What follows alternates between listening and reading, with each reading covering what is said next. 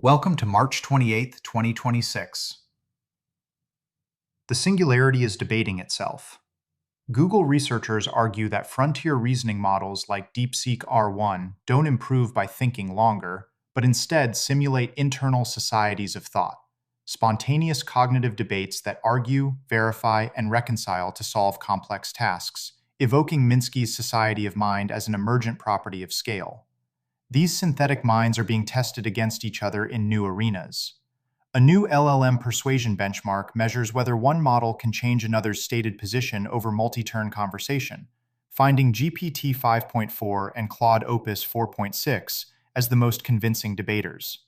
To generate the tasks that sharpen discovery itself, researchers introduced DiscoGen, a procedural generator spanning millions of algorithm discovery challenges across machine learning, paired with DiscoBench for principled evaluation.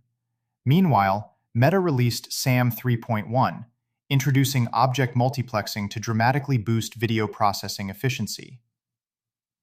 The machines are solving math that stumps the mathematicians. Harmonic reports its Aristotle AI powered the formalization of an Erdos problem just solved by a 17-year-old.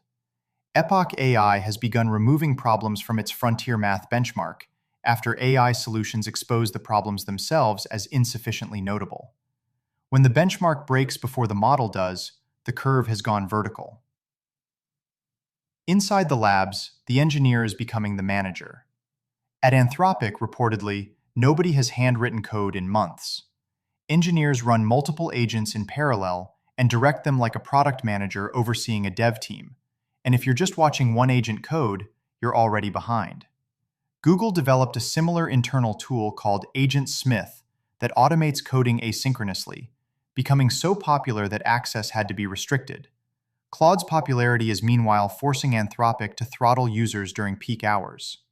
But the agents are developing agendas.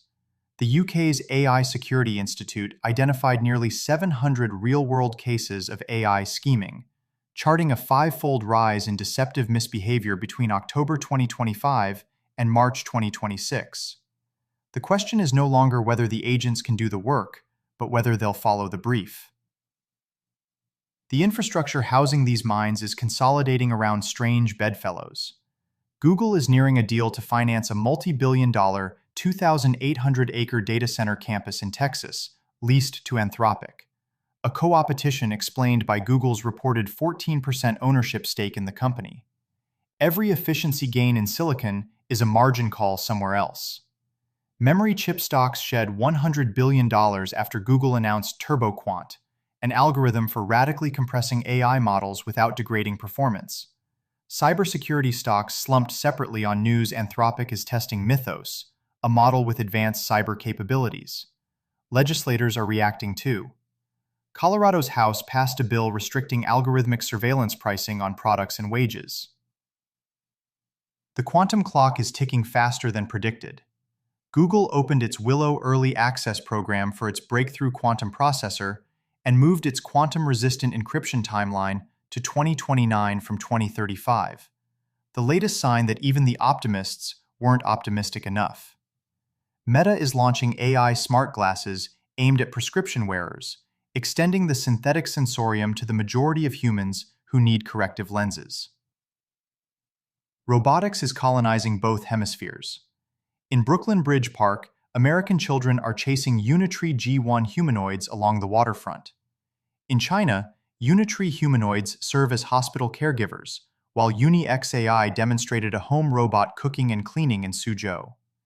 Xiaomi introduced robotic hands with bionic sweat glands that use 3D printed liquid cooling to prevent motor overheating. The machines are learning to perspire so they can work harder. We are leaving the cradle at fusion speed. British scientists at Pulsar Fusion achieved what they say is the first ever plasma ignition inside a nuclear fusion rocket engine, potentially shrinking Mars missions from months to weeks. Back on Earth, the skies are contested. Barksdale Air Force Base was attacked by drone swarms during the week of March 9th, disrupting B-52H launches supporting Operation Epic Fury against Iran, the first time a U.S. airbase was temporarily put out of wartime operation. The drones flew 4-hour waves of 12 to 15 units, with lights deliberately on, testing security responses while electronic countermeasures failed. Americans for Safe Aerospace noted the sophisticated, varied ingress routes and deliberate maneuvering inside restricted airspace.